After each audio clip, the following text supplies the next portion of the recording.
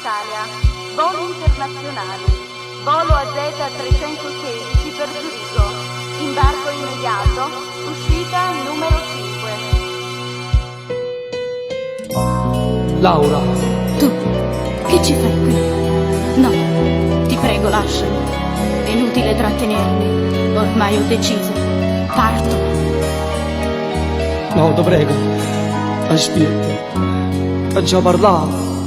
Tu mi hai spiegato, voglio sapere, mi hai detto perché mi vuole assai così, senza una scusa, senza un saluto, perché tu all'improvviso vuoi partire. Gianni, mi dispiace, ma tu sei sposato, hai già una moglie. Io sono soltanto un peso per te. E poi non voglio che per tutti i nostri errori paghi mia figlia. Non ti scordare, oh bene, che ti voglio. Sto cuore mio, sai che non ti voglio. Non me lasciare fare perché sta via. Ricordo che pure figlia a me. Rifletta c'è che la castagna facendo è una pastiglia. E pensa c'è sta creatura come fa campare. Ma guarda com'è bella, mi pare un'angiolina, ma stregni di braccella chiamando papà. Non ti scordare, oh bene che ti voglio, ma che ci fa si tenga una famiglia. A quella figlia mia si è nato questo sbaglio, e soltanto io sto sbaglio ci va.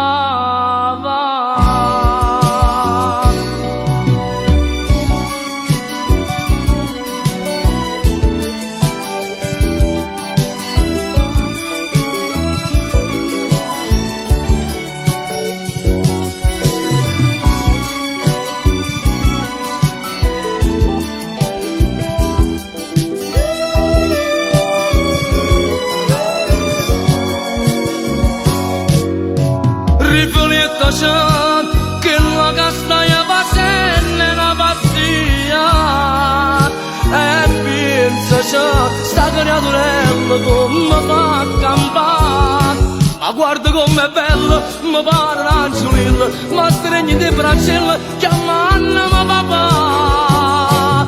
Ti prego no, non darmi questo addio, voglio restare sempre vicino a voi. E se tu lascia casa mia,